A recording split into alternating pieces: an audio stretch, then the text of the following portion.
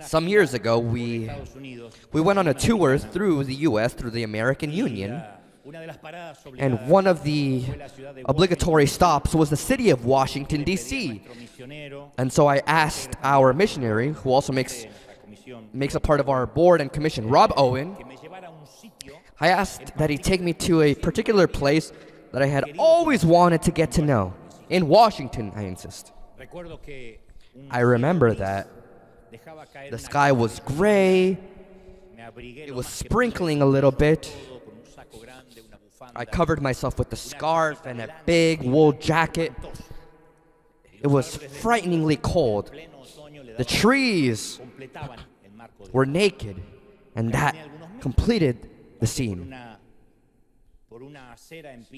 I walked down a very steep sidewalk, and before me I found the Washington Monument, the Lincoln Memorial, and finally an enormous wall which enumerated the names of more than 58,000 soldiers that lost their lives during the Vietnam War. The memorial of the Vietnam veterans. And it really shocked me. This is the wailing wall of an entire generation. Thousands of names inscribed in a marble tombstone, a never-ending list of soldiers who were killed in action. And obviously, behind every name, there's a lonely widow, and a mother in anguish, an orphan child. And I noticed that some people had a sheet of information that you can find in Washington, and it indicates on which tombstone you'll find your loved one's name.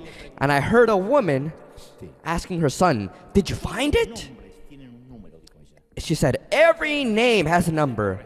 She said, "Every name corresponds to a number." And in that instant, I thought, it's true. Every name has a number, and sooner or later, that number will be called. Sooner or later, that number will be cited. And suddenly, I stopped concentrating on the letters and the names, and I looked at the wall, and I saw my own reflection on that brilliant marble. And so for some reason, I remembered that I had also been dying since I started living, from the crib to the tomb, from the uterus to the grave. It's a countdown. And that one day my name would also be written in a granite tombstone. And so I concluded something that we all know, but we repress, which is that death is the invader in the neighborhood. And we see it every time that we follow a funeral procession. It's in the waiting room when the doctor comes out to give the evening report. When they come out of the double doors from the ICU, death is near. When we contemplate the photographs of people that are dying of hunger and that have a swollen stomach, it's also there, just a few meters away from us. When we're driving down the road and we see an accident with a car that looks like an accordion, and we see bodies on the ground covered with sheets and linens. Yet we see this and we forget that we also have a number, and one day we'll have to go as well. We're not on the wall of the veterans from Vietnam, but our name is written somewhere where the number corresponds to us. But we organize our lives around ignoring and avoiding or repressing the most irrefutable fact in the world, which is that all of us, without a doubt, will die. When I was younger, I remember that my mother read me a story called Death in Tehran.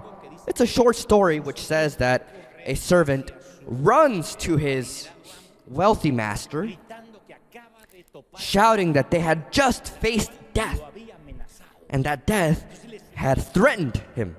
So he begs his master to give him his fastest horse so that he could escape to Tehran, a distant land. And the master agrees.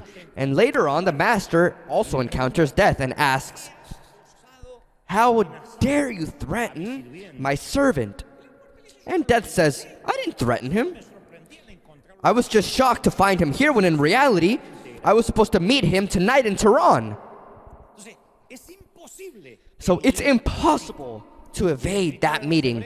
And the writer to the Hebrews in chapter 9, verse 27 says, just as people are destined to die once, and after that to face judgment. And I think the majority of us would like to make certain changes or edit this verse. It would be enough to just change one of the words and say, oh, well, death is for some man, or for almost all, or anyone that stops eating well and taking their vitamins, they are the people that should die. But those that exercise won't die. But those are not the words that God uses. In His plan, we must all die.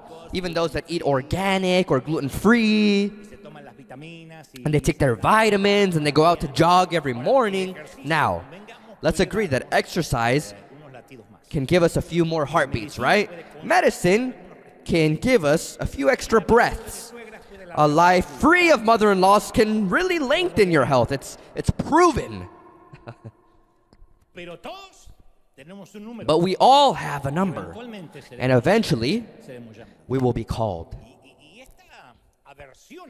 And this aversion to death dates back centuries. Yesterday I was reading that Rome would order that no body be buried or cremated within the city limits.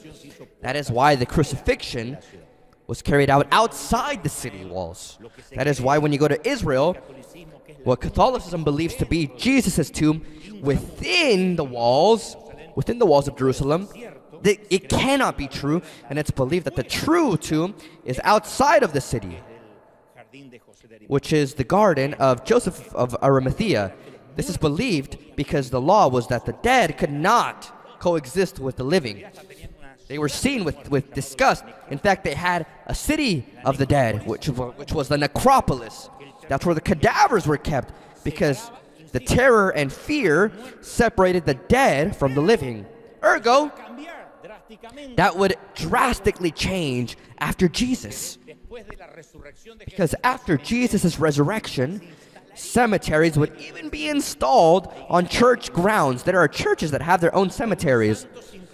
Some saints, in fact, would be buried beneath the church ground, so that almost in a literal sense, the dead and the living would gather to worship. Imagine if before this arena, under this arena, there was a cemetery. Today you would say, oh, today I worshiped with grandma. It sounds dark, but that's what they would do. The dead stopped frightening the living, and both groups coexisted in the same place. Now, why did people move so quickly from that ancient disgust to this new familiarity with death? Well, I insist, due to the resurrection of Jesus Christ. But for some reason, in fact, even as Christians, we forget it.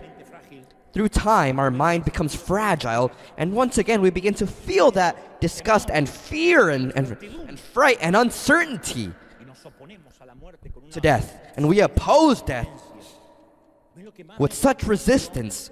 What surprised me most during the recent pandemic was the stupor, the fear of having to face death. It surprised me to receive letters and messages on social media saying that, asking how Christians should empower themselves, how to decree blessings. But like an atheist, they were desperate before death, and they asked themselves, how is it possible that this virus can take a pastor's life? Why is this virus also taking good people with it? These were questions that Christians were asking, as if death could only take the wicked.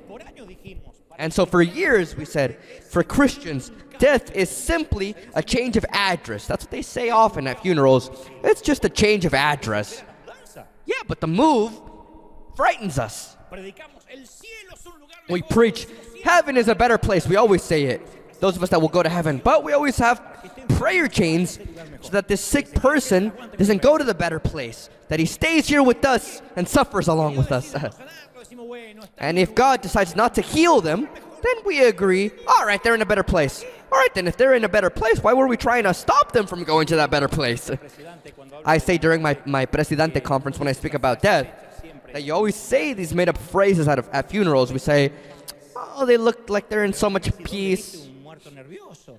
And you almost feel like telling them, well, where have you ever seen a nervous cadaver? Our mother-in-law says, oh, he got ahead of us. And you say, all right, then follow after him, chase after him. And she says, don't be a fool, my son-in-law. What I'm trying to say is that last week, I spoke with him. And you say, well, where's the miracle? You should be worried if you speak with him the next week. The issue is that when we wear our black clothes in our mourning, we cannot crash against the wall of unbelief, of disbelief. We say, oh, now they rest in peace. Okay, but where are they resting? And in what way or how? Are they asleep? And once they're there, what do they see? What do they discover? What do they do? Because as Catholics, as Protestants, as Christians, we all agree that they rest in peace. But what are they doing now that they're theoretically in heaven? Well, in my childhood church, they would say, in heaven, we're going to have services 24 hours a day. But the thing is that our services were so boring that some of us considered hell. Because we would say, 24 hours of all this? I can barely stand 2-3 hours of having to switch from butt cheek to butt cheek. Imagine 24 hours nonstop.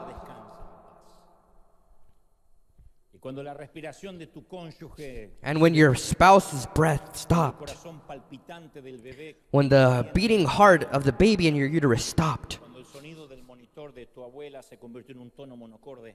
when the tone of the monitor in your grandmother's hospital room became one note, what do we do when we're close to that putrid death, the smell of death?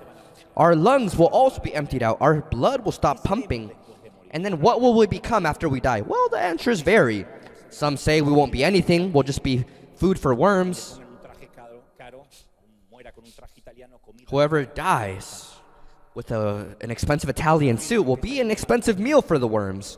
Others say that we'll be ghosts, specters, just roaming around, trying to communicate unless somebody knows how to use a Ouija board or if they practice spiritualism, or will become toads, cows, cockroaches, snails, coyotes. No, not the one that smuggles you from... No, I'm talking about the animal.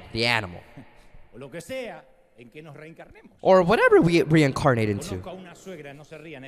Don't laugh, but I know a mother-in-law. Her dream was to reincarnate into a snake, and somebody told her, nope, you can't repeat. No, it's just a joke. Because then they get mad at me. It's a joke. They're good, but if they were actually good, God would have one. But, it's a joke.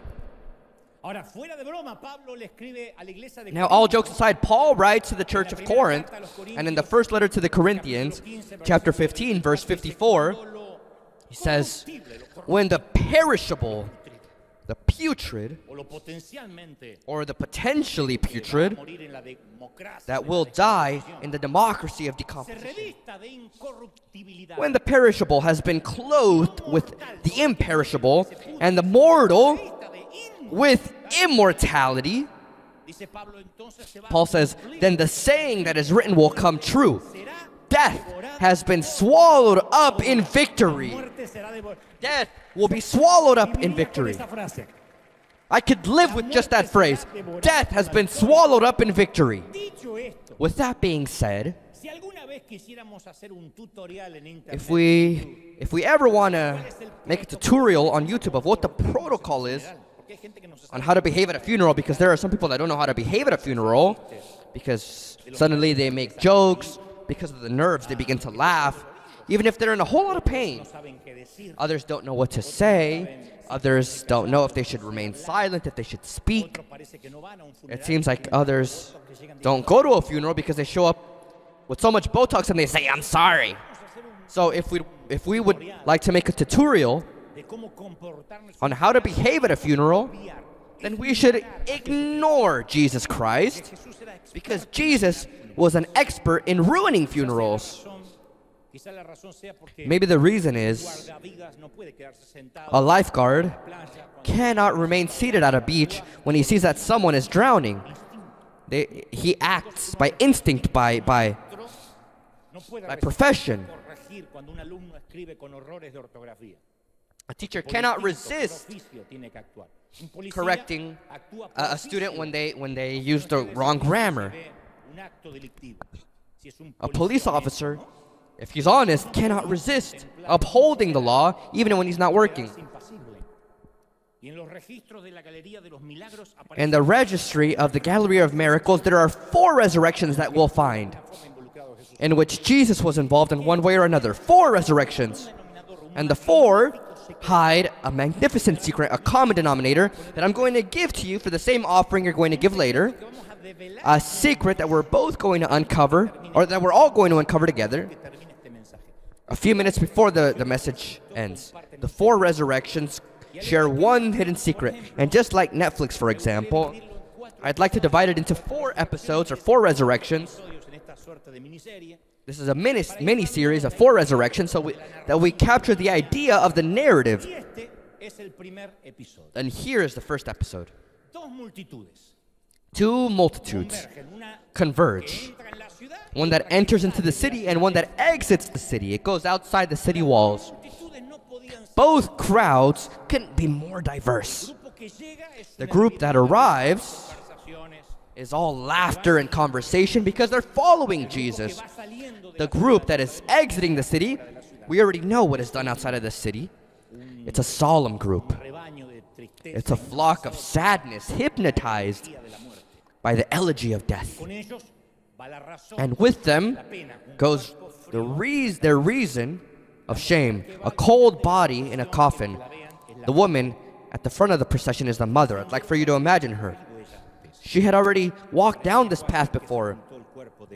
It seemed like it was just yesterday that she buried the body of her husband. And on this occasion, her child, her son, was walking next to her. Now, she walks alone, cloistered in a profound sadness. Hostile, rough moment. That sadness that seems to tear your insides up. And at this funeral, she is the victim because she is riddled with pain. She is the one who will sleep all alone in her home tonight. She won't have anyone to speak with tonight. And before her walk 6 men that are carrying the coffin which carries the body of her only son. She has no more family. If she had any tears left, she would cry. If she had any faith left, she would pray. But she's fed up. She doesn't cry. She's irate. She's upset. And both prayer and faith and the tears, let's say all 3, they're scarce within her. So she doesn't do any of these 3 things. She's only angry as she follows that wooden coffin. And Jesus' followers suddenly stop and they make way for the procession out of respect. The mourning cloak covered them. They all feel the same lack of hope that we all feel, or that we felt when we've gone to a funeral, that one day our number would also be called. We all think that when we lower a coffin into the ground and we throw a handful of dirt onto it, we think, you know what, one day it'll be my turn. We have that awareness of death when we go to someone's memorial. So the only thing that was left for the disciples was to see the mourners walk by. Those that were carrying the sarcophagus stopped because Jesus stopped right in front of them, impeding the path.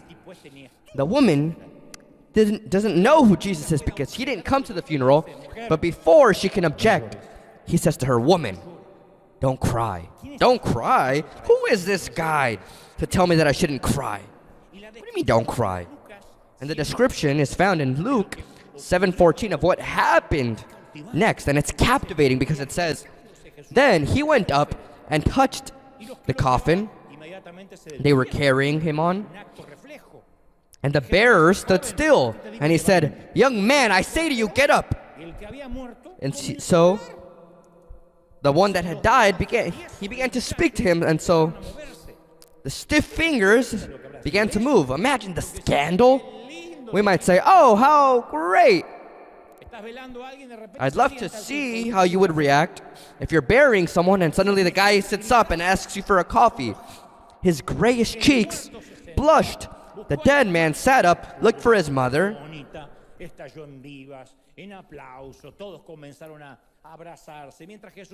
and the stunned crowd cheered and celebrated, while Jesus looked to his disciples, winked an eye, and said, you see that? There's nothing to fear. Here's the second episode. That's the first one, very short. This time it's a father and also an important religious leader, a preacher. And the man contemplates the photograph, which is placed on his desk, and with tears in his eyes, he looks at his 12-year-old daughter in the picture. Braces, pigtails, freckles. He had lifted up a wall of protection around his daughter, in fact, his only daughter. Maybe that's why these last days have been so difficult for this man, because these walls had come crashing down a week ago. It just so happens that his daughter came back from school one day with a bit of fever and irritation, and her mother sent her to bed thinking that it was a common cold or flu.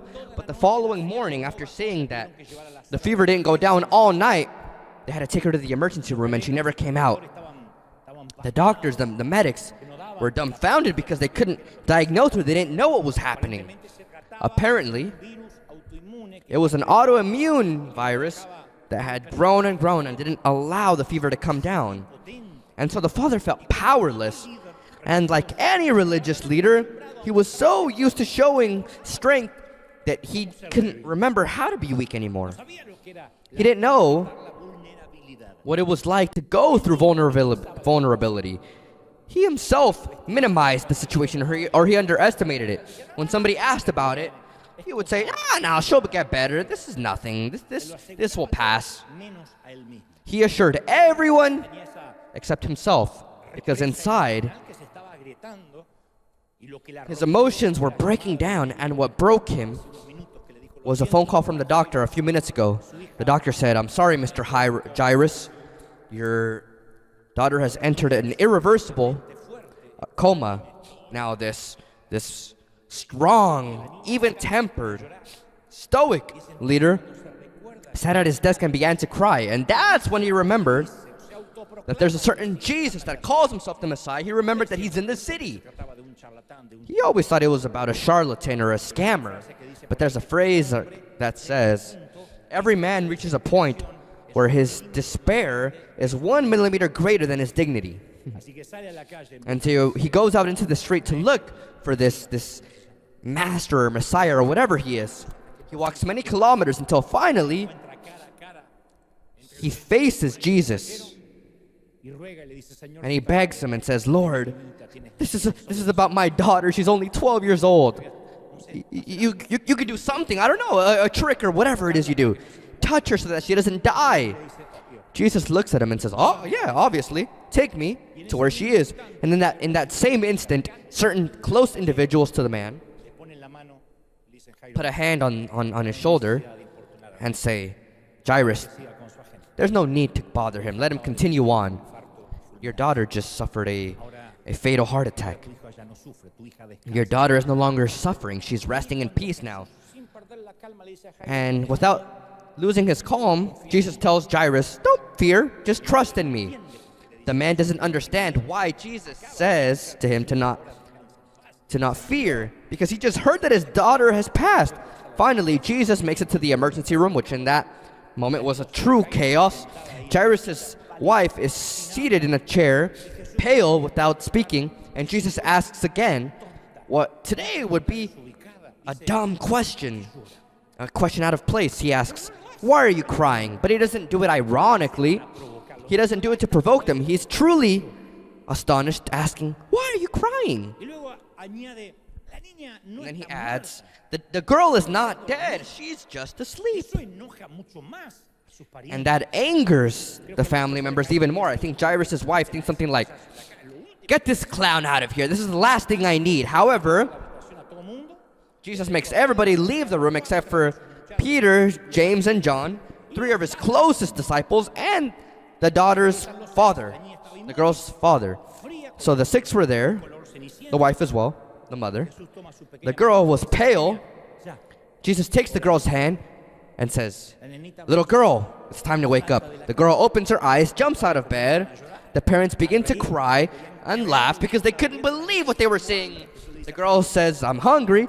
And Jesus tells Jairus, yes, she's probably hungry. Find her a good burger with Argentinian meat. And if you're poor, at least find her a pupusa.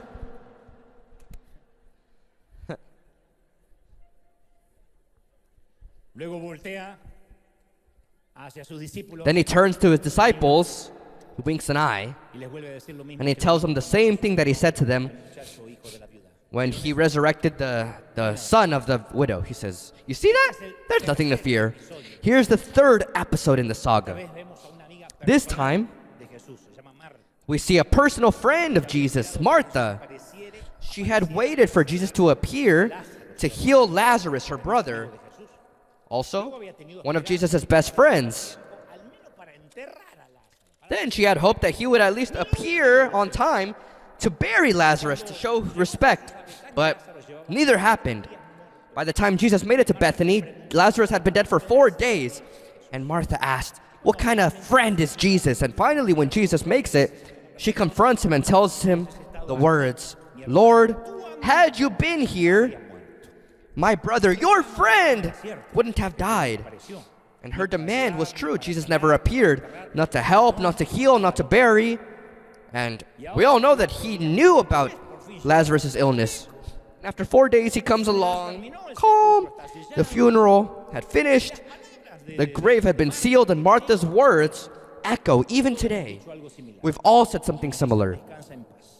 When they tell us, rest in peace, don't suffer anymore. God, if you would have been here, my husband wouldn't have passed. I wouldn't be alone in this home. If you would have intervened, that baby would be alive today. If you would have heard my prayer, my arms wouldn't be empty today. The truth is that when we face death, our definition of God is challenged and our faith is put to the test. We tend to believe that death is no longer in God's jurisdiction, that God can do it all until death. After that, resignation. God can't do anything after that.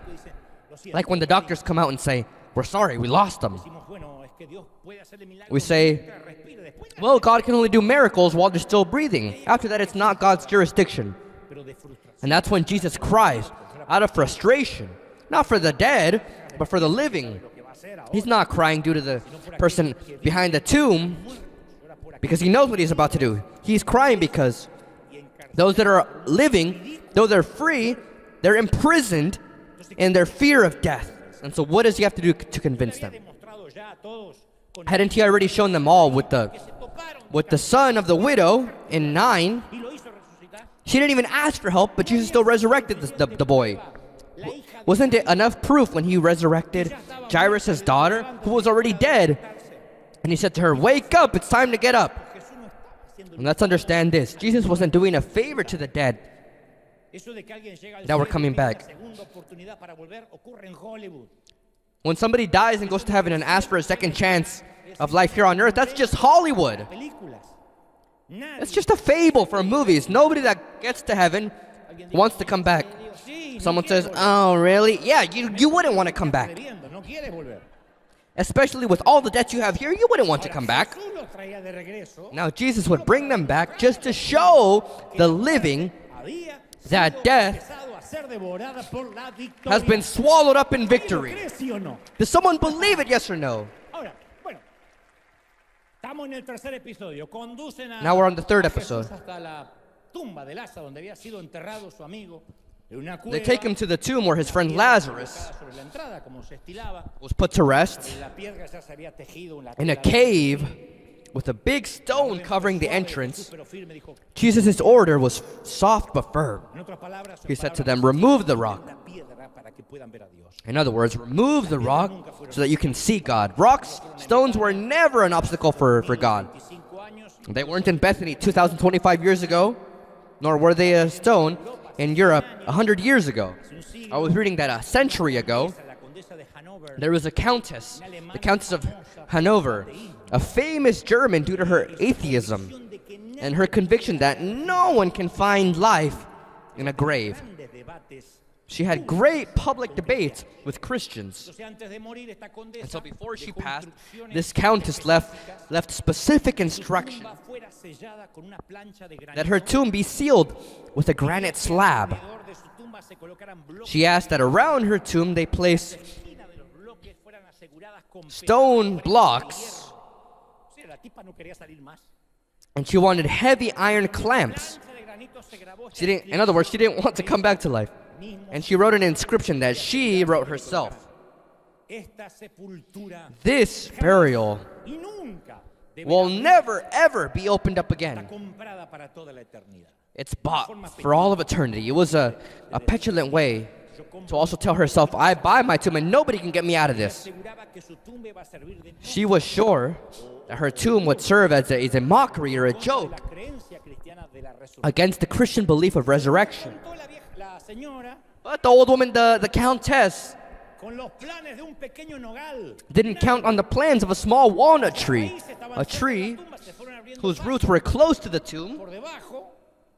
They grew underneath and began to grow through the stone slabs through the years. The walnut broke the iron clasps. Just one small walnut tree shut the mouth of the presumptuous epitaph of the German countess, and Jesus is about to do the same. He says, move the stone, and he says, Lazarus, it's time to wake up. You've been sleeping for 4 days, like same way you tell your adolescent son, 4 days sleeping. And in the depth of the tomb, his friend moved. An immobile heart began to beat. His eyes opened up. And when the man-made mummy sat up, Jesus winked his eye at his disciples again, and for the third time he says, see that? No, I think he does it like this. He said, there's nothing to fear. And finally, here's the fourth episode, the final one. This time the protagonist is named Mary Magdalene. And before she met Jesus, she had 7 demons. She had at least 7 illnesses. I don't know if it was depression, bipolar disorder, who knows what else. But one day, Jesus entered her world. And so he just gave the order, and the demons fled, 7. And now, after following him for a great part of his ministry, she was a witness, an eyewitness of the crucifixion. On Friday, Mary Magdalene saw Jesus die. And on Sunday, a day like today, John 21 says, early on the first day of the week, while it was still dark, Mary Magdalene went to the tomb. Her only purpose was to clean Jesus' beard from the blood clots that still remained and maybe say her last goodbye. She wasn't seeking a miracle. And early in the morning, she wakes up, takes her aromas and aloes, and leaves her home. She foresees a gruesome task because the body will be pale and stiff. The cadaveric liquid will make the body stink. And so she walks down the gray path, but the sun is coming up.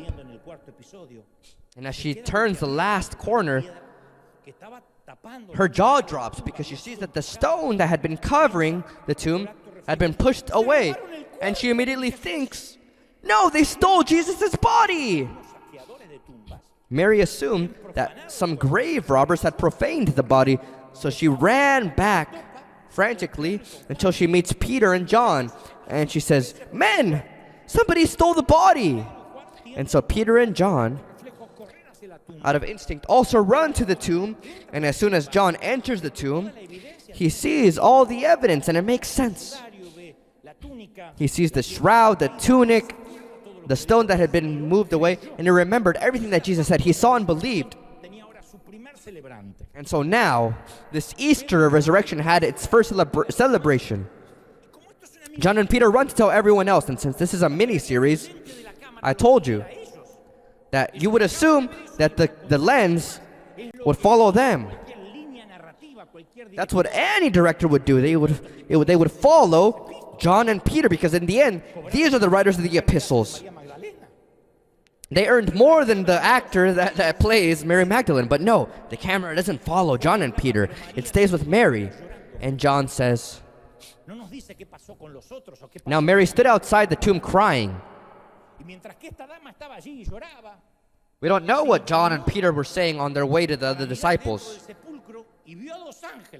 As she wept, she bent over to look into the tomb and saw two angels in white. It was still early in the morning. Her tears couldn't let her see clearly. The two angels were seated where Jesus' body had been, one at the head and the other at the foot. And it seems like one of these angels learned from the master and asked her, "Woman, why are you crying?" What? And the Bible says that first she's offended by the question, I assume. I'd like to read what's not written. I would assume that she's offended, asking, well, what do you mean? Why do I cry? They have taken my Lord away, and I don't know where they have put him. At this, she turned around and saw Jesus standing there. Imagine what he said to her. Just guess. And then you say that I repeat myself. Woman, why are you crying? Who is it you are looking for? All right, let's agree. That's not a very common question at a cemetery, but ironically, it's the same question that we saw in the previous 3 episodes. Don't cry, woman, Jesus says to the widow in 9. He says the same thing to Martha. Why are you crying? He says the same thing to the mother of the girl, Jairus' wife. Do not cry, woman. The girl is asleep. She's not dead. She's sleeping. Why are you crying before the simple death? I know it sounds like an inconsiderate question. We would never allow any pastor, priest, or rabbi to come into our funeral and say, why are you all crying? Though, of course, our founder, Juan Carlos Ortiz, would do it. He would also ruin funerals. I never saw him resurrect the dead, but he would always come in and say, oh, but how great that they died. And the women would come along and say, oh, pastor. And he would say, oh, what a joy that he's gone. Ortiz would say, first of all, because now he's with the Lord. That's what we preach about all the time. And second, he would tell them, now you don't have to deal with them anymore. How great. They're gone. But I saw with my own eyes, Juan Carlos would say, how great, let's celebrate. Why are you crying? I know it sounds like an inconsiderate question, unless the person that's asking knows something that the one in pain doesn't know. And she says the word that she thought it was the gardener or someone else. And so she says to him, well, if you took the body, tell me where you put him. She didn't recognize her Lord. And so Jesus does something that he tends to do when somebody doesn't recognize him. He doesn't get mad saying, how do you not know me? He calls her by name. He says, Mary. I don't know, maybe it was the way in which he said it. His vocal inflection, his tone of voice. The Galilean accent, the Aramaic dialect, I don't know. When I was a child, I could hear my mother's voice above all other voices. Based on her tone, she would say, Dante. But if it was Dante, then it's because she was upset. But if she ever said Dante Miguel, I was dead. But when she heard him say her name, Mary, she recognized him, and turning to him, she said, oh, teacher. Now what surprises me is that amongst all the people that Jesus could have spoken to for the first time, he spoke to her. All right, let's agree. Jesus took the gates of hell off of its hinges. He divided the calendar into before Christ and after Christ. He was the magnificent king of the universe. 10,000 angels were ready to serve him. And what was his first act? Who did he direct himself to? If this didn't have biblical backing, then people would believe that it was poetic license of a director from a Netflix series. Who did he speak to? Mary, the woman that once had 7 demons. It's not the same as 7 husbands. That's another woman.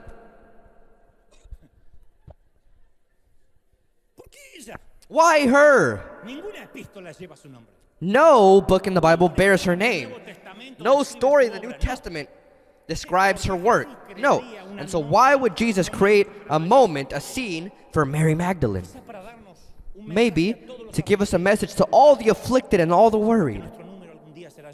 Because our number will one day be called. Maybe he wanted us to realize what Psalm 35 says. Weeping may stay for the night, but rejoicing comes in the morning. Yes or no? So I dare to think that Jesus winked an eye at Mary and said, see that? There's nothing to fear. Despair will not be our daily bread. Sadness won't last forever. The clouds can eclipse the sun, but they cannot definitively eliminate it. Night can delay morning, but it cannot avoid it. Morning always comes, but maybe not as quickly as we'd like, I know. Morning doesn't come dramatically or drastically the way we would want it, but the morning always comes. And with it comes joy. And so I know that there are people here and at home that need this promise. And you ask yourself, if on this night of mourning, if it'll ever end. And I want you to record this. Maybe the sadness can take our night, but it can never steal our entire life. It's a promise from the Lord. 1 night, 2 nights, 3 nights, but not your whole life. Do we agree, yes or no? Paul says in the first letter to the Corinthians 15:20, but Christ has indeed been raised from the dead, the first fruits of those who have fallen asleep. The first fruit is the first harvest. And the farmer anticipates the quality of the rest of the harvest by taking a preview, a sample from the first batch. And we can anticipate our resurrection by looking at the first fruit, the resurrection of Christ. Today we commemorate the first fruit, the resurrection of the Lord. So what will happen when we die? Well, Scripture gives us a few guarantees that are fascinating. Since this is a book of jurisprudence, of laws that are fulfilled, it fascinates me to remember them. John 5:25 confirms, very truly I tell you, a time is coming and has now come when the dead will hear the voice of the Son of God. Jesus ruins funerals and he will continue to ruin them. John says, the dead will hear the voice of the Son of God, and those who hear will live. Now, anytime I visit a cemetery, I always imagine this moment. In fact, that's why I'm terrible at funerals, because while everyone is suffering, I'm saying, it fascinates me to imagine it. Because the majority of cemeteries are tombstones that can barely be read. In certain places, it's been centuries since anything has been maintained. However, the same Jesus that shook up the tomb in the garden of Joseph of Arimathea, he's going to shake up the land in every cemetery. The earth will be pushed out from the dirt. The coffins will be broken. The dead who have been forgotten by even their very families will be called up. And some think, oh, will it be like zombies that come out? No. No, those bodies will not look like that. That's another series. Of course, because the majority of these bodies are bones or ashes in the worst case. Nothing. Some were riddled by bullets. Some were burned by fire. Others were taken by illnesses. But 1 Corinthians 15:42 tells us how these bodies will resurrect. plantados en la tierra. The body that is sown is perishable. Enterrados, son plantados. It is sown in dishonor, Serán resucitados. but it is raised in glory. Nuestros cuerpos son enterrados en deshonra. A mí me sorprende eso, porque algunos en los funerales ponen The body that is sown is perishable. It is raised imperishable. vistieron. I've seen funerals where they bury grandma Abuelas que dicen, "Ay, queremos with clothes that grandma never would have dreamt of. puso un cajón de manzana mientras vivía." Pero la culpa hace que la mandemos It's al just, otro it's barrio guilt that como si makes fuera us al feel that we palacio should de send Buckingham. grandma to eternity as if she's going to visit Buckingham Palace. Lo enterramos. And we like to say, oh, we buried them with honor. Paul says, no, here we bury people with dishonor, but they'll be raised in glory. Serán resucitados. It is sown in weakness, but it is raised in power. Son enterrados It is sown cuerpos humanos a natural body, but it is raised a spiritual body. ¿Todo por qué? Porque la And all muerte because ha of sido what? devorada Because por la death has victoria. been La muerte swallowed ya up no by tiene poder. victory. La muerte ha sido devorada por Death, la death has victoria. been swallowed up in victory, yes or no? Ahora, yo Now, no estoy subestimando lo que sientes. I'm not underestimating what you feel. Without a doubt, death brings sadness. But what it shouldn't bring is La tumba despair. no pudo contener a Cristo, y como Cristo The está en tomb nosotros, could not contain Jesus, and since Jesus is within us, we also will not be contained in a tomb. That's God's promise. God will call his creation. God loves to redo and restore. He said, I will make all things new. médicos, a los papeles de divorcio manchado con lágrimas, All divorce papers drenched in tears, all the inactive ultrasounds, all the invasive chemotherapies, all the extreme dialysis. te frías, Goodbye to kissing cold cheeks and beginning to kiss warm foreheads. Goodbye to so long. adiós al cáncer, a los tumores, a la mecánica. Goodbye to cancer, to metastasis. Goodbye forever to all this, to leukemia. God will call every sick body Que la muerte ha sido devorada por la victoria. Es una because death has been swallowed up in victory. That's a promise. autoridades del imperio romano, del gobierno de facto, invasor, colgaron a Jesús en una cruz. On a Friday, the de facto government of Rome crucified Jesus on a cross De la misma manera and then threw the body into a tomb so that it can que este tenebroso mundo. decompose. Dijeron a todos, es todo amigos, se terminó el espectáculo. And they said, ya no hay nada that's all, folks. The spectacle is over. There's nothing more to see. The three delinquents died on the cross. Time to go home. Pero estaban equivocados. But they were wrong. Jesús había reservado su Jesus had reserved his greatest miracle for the end. And like a Broadway show, Yo estoy consciente que the grand finale is right before the curtain closes. I'm aware that death can take a whole lot. I lived it with my mother. el Alzheimer me robó los últimos años. Alzheimer's stole our last years of being able to speak, to converse. That's what Alzheimer's does, amongst other things. It puts memories in a shelf that's too high for the person to reach. El despedir a mi padre solo en una pandemia Having to say goodbye to my father in a pandemic, he was alone. con alguien que me tome de la mano y no se le He said, all I ask God is that I die holding the hand of a loved one. But it didn't happen. de mi país. Terminó solo muriendo My dad ended up dying all alone, as if he had no loved ones. así, directo a cremación por orden del gobierno. He ended up being cremated by order of the government. So I know that death hurts. The death of my own brothers, a 46-year-old brother, he died because of a fatal heart attack. You don't just bury a body, you bury the marriage that never came about, the graduation you'll never see, the grandchildren that they never met, the vacations that will never go on together, the dozens of plans that we all had in common, that were intertwined, the golden years that we never saw, the anniversaries we'll never be able to celebrate. We don't bury a body, we bury dreams. That's why it hurts. Pero en el cielo dice la palabra que But esos sueños se his word says that in heaven, these dreams will become a reality. esto grábate en las tablas de Record this in the tablets of your heart. Hang it around your neck. Don't forget this. futuro con quien se fue.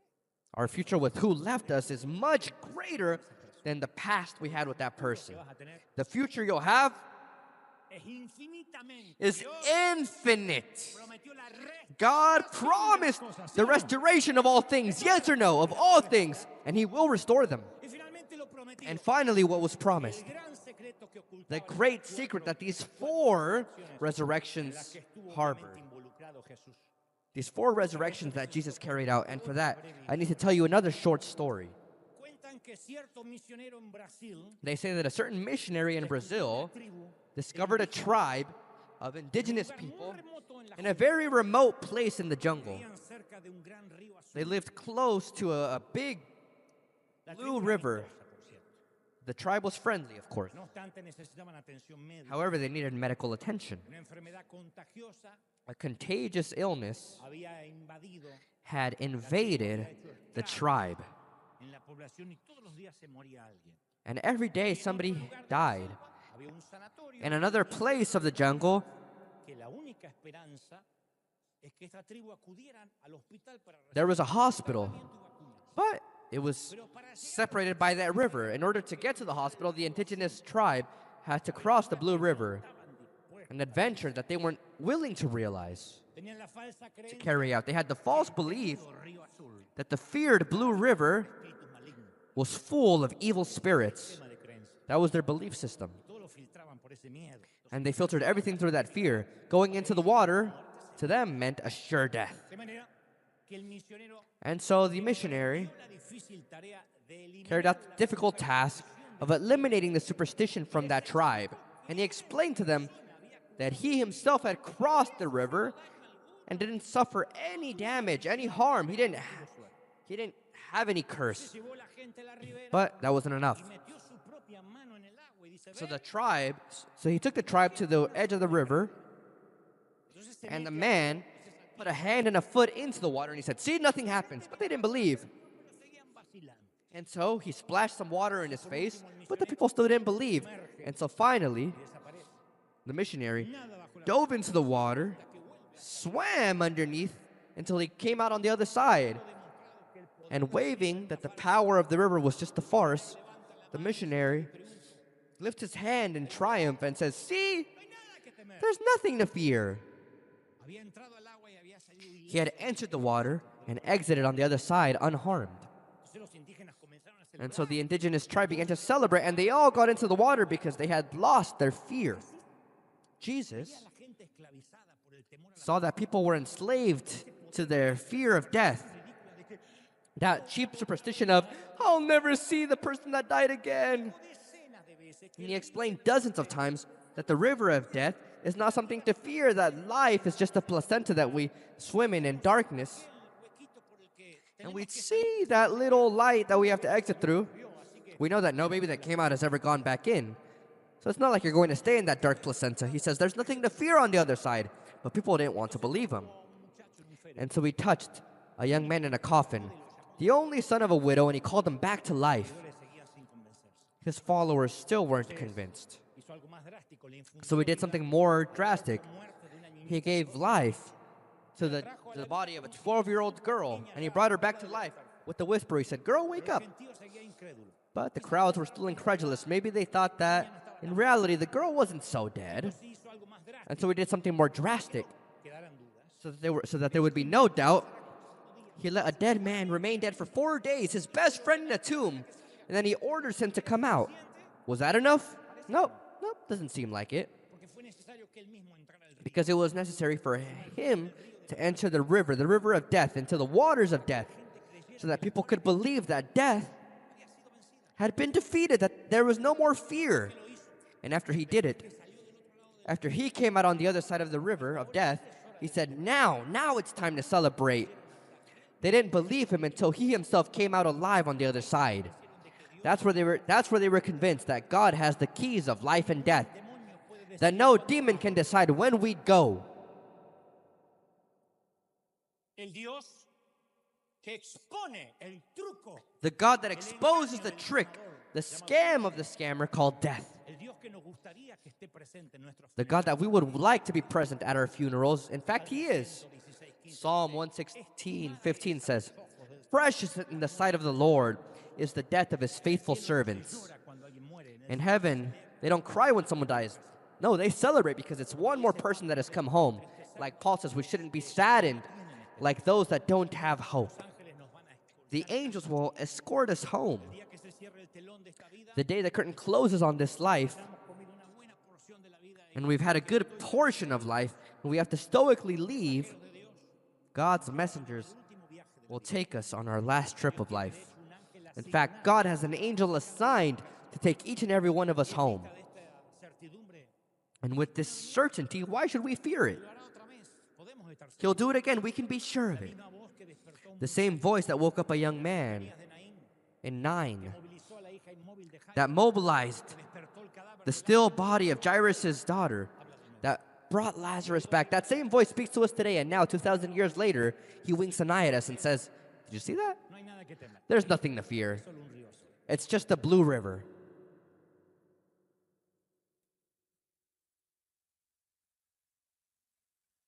¡Sí ve! Vamos, vamos, vamos, vamos. Let's go, let's go, let's go, let's go. Give a grand applause to the Lord of Lords. Vamos, vamos, que ese aplauso sea gigantesco. Vamos a Give a grand applause. We're going to celebrate. We're going to celebrate the King. Hallelujah! Holy! ¡Sí ve! Vamos, vamos, que ese aplauso no se Come on, come on. Don't stop that applause. He has risen El río Te beyond the exaltamos, blue Dios. river. We exalt you, God. Las calles son The de streets are oro made de of gold and crystal. Allí todo es vida. There everything is Allí life. todo There es everything is paz, peace. muerte y Death llanto. and tears. Nunca más. No more. Tristeza y duelo. Sadness and pain. No more. Nunca más.